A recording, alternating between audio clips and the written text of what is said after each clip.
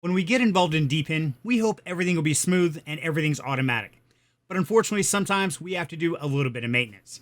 Now, with our Anyone router here, we have a couple things we got to take care of. The first is a new update was just released. So today, I'm going to show you how to get that update onboarded your Anyone router so you're earning at peak performance. But also, a couple weeks ago, I put out a video here talking about the cooling fan, where we know there's a few defective ones out there. Now, I walked you step by step through the process of getting all the parts from Amazon and replacing that fan. But some of you weren't real comfortable about resoldering that connector. I don't blame you, it's taking a risk. So, through a lot of hard work and research, I found the perfect fit fan for about $3 from DigiKey. I'm going to put a link in the description down below. But today, we're going to replace that fan into our Anyone router as well. So, we're going to take care of this guy both ways, update and repair. So if you're ready to get started, let's dive in the video. So to get started, the first thing we're going to do is go and replace that cooling fan. Because after all, if it's overheating, then nothing's going to work right. So that is our top priority. Now to replace this fan, we're going to need three basic tools. A set of small pliers, a T9 Torx bit, and a small Phillips screwdriver. That's about all it's going to take. So let's go ahead and clear all the stuff off. Now the first thing we have to do is take out the housing screws, and there are 4 of those. There are 2 shorter ones on the back flat panel here, and there are 2 longer ones on the curve. Now, really important, when we put this back together, we have to remember to put the short ones in the back here. Otherwise, we could damage the circuit board inside. So let's tear it apart.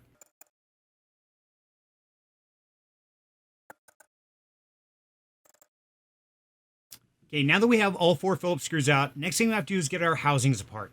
Now, if you look here closely, you can see this 3.5 millimeter port sticks a little bit through the gray case. So to do that, grab the black case with one hand and the silver with another. Gently pull apart while lifting the black case out of the gray, just until you get that slight gap like you see. That means that port is out. You see right there, it's offset. So now what we want to do is slide the gray case out of the black case. And there we go. So our gray case, we can go and put that aside for right now. And you see right there is our fan. That's our culprit. So now what we have to do is separate the 2 circuit boards. So if we look closely here, we can see the lower circuit board and the upper circuit board. Our fan is attached to the upper circuit board. So to do that, we've got to use our T9 Torx and take out these 4 screws here.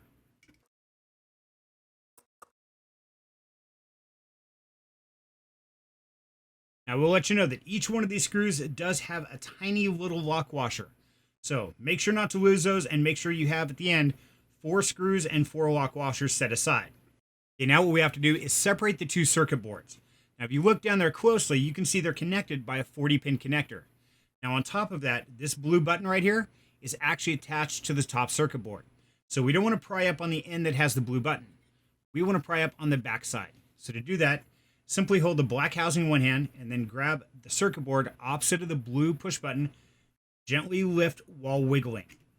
There we go. We popped it out. And there's our fan. So from here, go ahead and pull that fan connector to separate that. And you set the main body aside for right now, because what we want to focus on is replacing that fan. Now this fan is held on by 4 bolts, but it also has nuts on the back.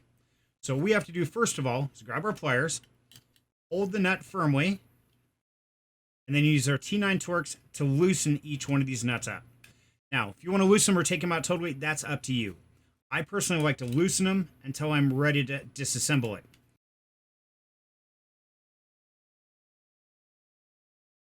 Okay, now that they're all loose, I'm just going to go ahead and hold the bolt on one side and spin that nut and washer off.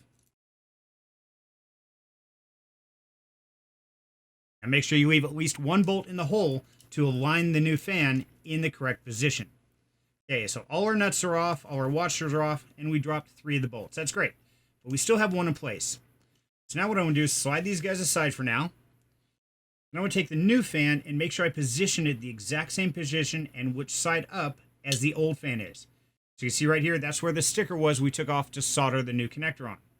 So what we're going to do is lift the old fan out of place and put the new fan directly in its spot in the exact same positioning. Then I'll transfer over 1 bolt to make sure I don't lose that position.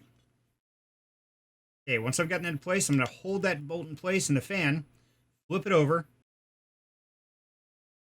then start 1 washer and 1 nut.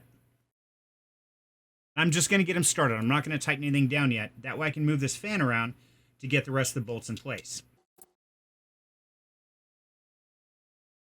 Now these are some really tiny nuts, so please take your time and do not cross thread them because that could be horrible.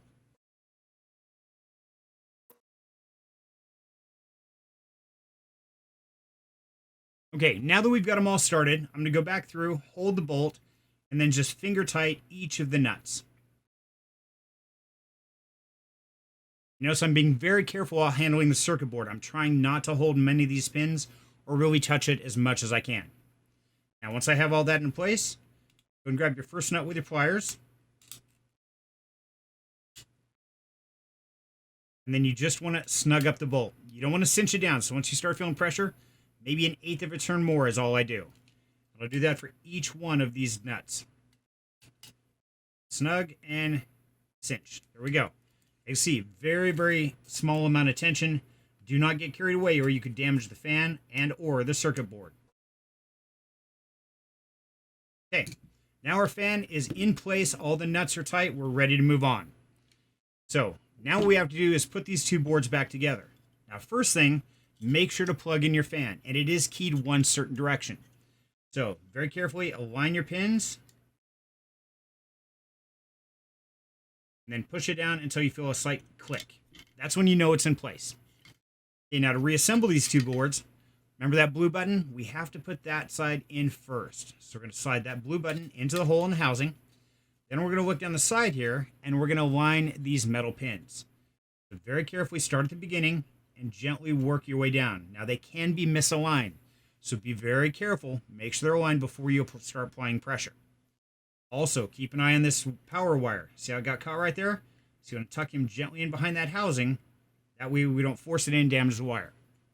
Now that we've got it started, let's go and apply pressure at these two post mounts and the bottom of the housing. Kind of sandwich it together until those guys are seated. There we go. Now we're set. Now what we have to do is take our 4 bolts and washers that we took out earlier and put them back one at a time. I do recommend just start them. Do not cinch them until you get all 4 started. That way, in case you have to shift that board ever so slightly, you can.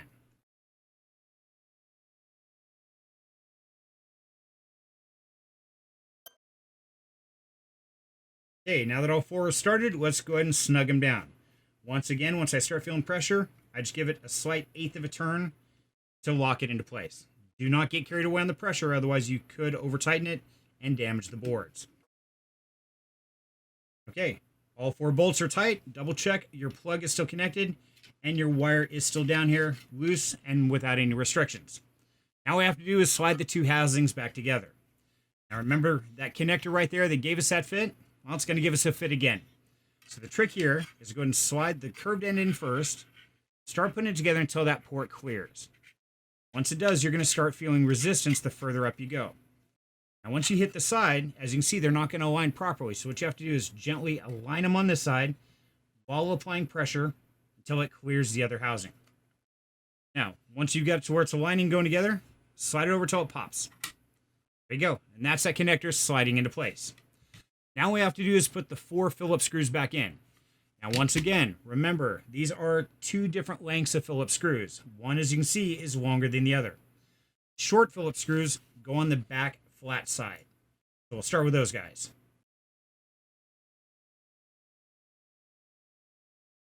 Okay, and then the 2 long Phillips screws go down here on the curvature.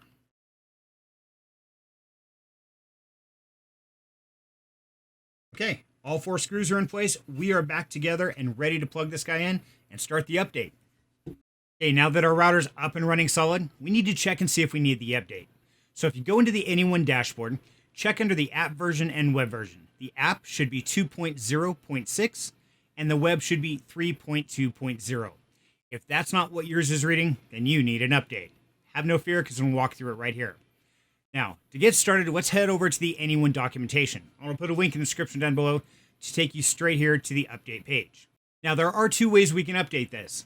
That's through the Web 3.2.0 UI. But if you look at it, it says do not use the update method unless the relay is already on at version 2.0.6. Trying will break the relay. And right there, that makes me nervous. So I'm not even going to try to use that one. I'm going to go straight with the USB method. So for updating USB, of course, we're going to need a USB stick.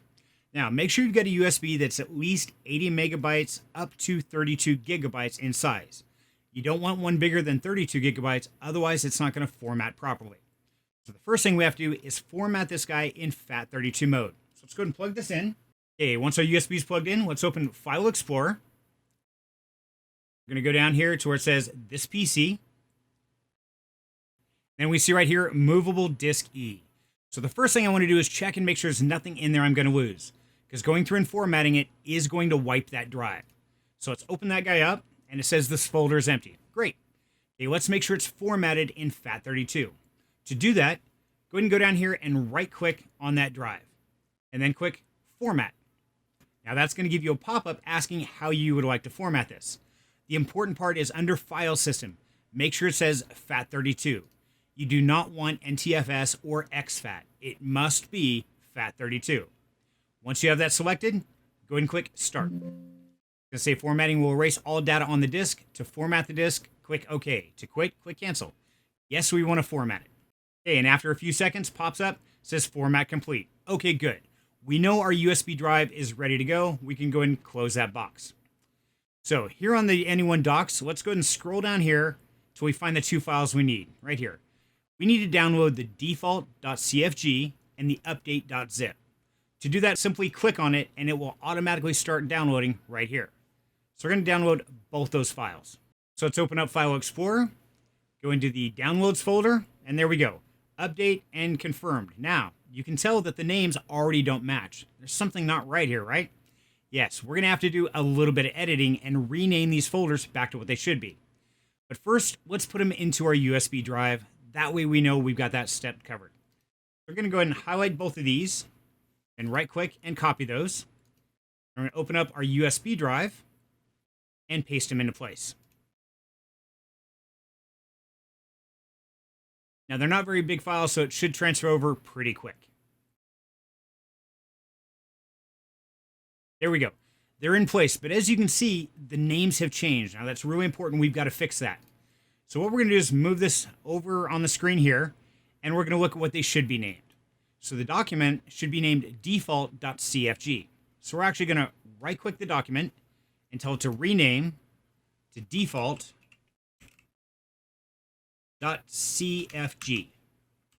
And we'll erase everything else. So it looks exactly like it was when we downloaded it. It says you change file name extension, the file might become unusable. Are you sure you want to change it? Yes, we do. Okay, now the update is labeled update.zip, but as you can see here, it did change and added 2 because I've already downloaded this once. So once again, we're going to go and right-click and rename, and we're just going to make it update.zip and get rid of that 2 with the brackets. Okay, no spaces, we're good. So enter that. Okay, now our file systems are back. Now the next step is really important. If you have changed the password for your Anyone router, you need to go in to the default.cfg and update that password in this documentation before doing the update. Now, I already have Visual Code installed, so why mine looks a little different, but we can still open this up with anything, just like Notepad. We're going to right-click, Open With, and I can say, no, I want to open this with Notepad. That's fine, and click just once. And that's going to open up the contents of that file. Now, as you can see, the very first line, 01_user_password is admin. That's the default. I've changed mine. So what I need to do is go in and change admin to whatever my password is. So once you update this documentation to your actual password that's already set, go ahead and click File and Save. And then you're good to close. Now remember, if you're still running in the same default password, you do not have to go into that document and change the password. That's only if you have changed the admin password in your router. So now let's go ahead and pull our thumb drive out and get ready to put it in our Anyone router. Okay, now when we go back to the documentation, it says plug in the USB to your relay and unplug when the LED lights are flashing in green. The relay will restart when USB is unplugged. Wait for the relay to start up again. Now it does have a note. If the lights of the relay flashes in red, it means the password is wrong in default.cfg. Re-add default.cfg and correct the password. Now, if the lights of the relay flash in blue, it means the files have not been placed properly. Delete all files from the USB and re-add them again. So let's head over to Relay, plug in our USB, and get this updated. Okay, so now it's time to update our Anyone router. So the first thing we're going to do is we're going to go ahead and pull the power on it. Now, the next thing we have to do is pull out this TP-Link Wi-Fi adapter. Now, I can't quite get to it, so I'm going to go ahead and unplug the network cable just so I can pull that guy out. When we pull that out, that's going to expose a USB port. That is where we're going to plug in our USB stick we just programmed. Let's go ahead and plug that all the way in, reconnect our network cable, and then we want to reapply power. Now, once it starts up, remember what we're looking for is flashing green lights, flashing red lights, or flashing blue. Hopefully it'll be green. That means it worked the way it's supposed to. So give it some time, but pay attention to the lights and wait until it goes to the flashing green lights before we pull that stick out so it can complete the update and reboot. Okay, there we go. There's our flashing green lights. At this point in time, this is when we want to pull that USB stick out. It's going to go red. Now it's going to go through a full reboot process, updating the information and making sure that everything installed correctly. So we'll give it a minute from here. We'll let it go through the full reboot process. Then we'll go check the dashboard to make sure it's up and running correctly. Okay, we're back. It's booted. I've got the beautiful blue heartbeat. Let's go check the dashboard. So we'll go back in. We can see it now has the app version 2.0.6 and the web version of 3.2.0. All right, the update took. Also down here at Reachable AP, says our OR port is reachable. Okay, all was good. We're back up and running. Okay, but now if you remember, when we did the updating, we still have that TP-Link adapter we did not put in. So I would highly recommend unplugging that, put your TP-Link back into place, and then go ahead and plug it in its final resting location. Now, of course, this is going to go back in my media panel, so I'm going to go install it, and we'll come back and check and make sure everything still looks good. Okay, our NE1 router is up and running, back in its permanent location in the media panel. And as you can see, we've got the beautiful blue heartbeat. Well, let's go find out how it's actually working. So when we head over to the dashboard here, we can see the app version is updated, 2.0.6. The web is at 3.2.0. And let's go check that cooling fan. So the fan is on, and the SoC is at 60 degrees centigrade, and the GPU is at 57.8 degrees centigrade. So the fan is keeping it cool. All in all, I'd say this is a great success. Now, whenever we get in depin, of course we want our device to work perfectly and automatically update.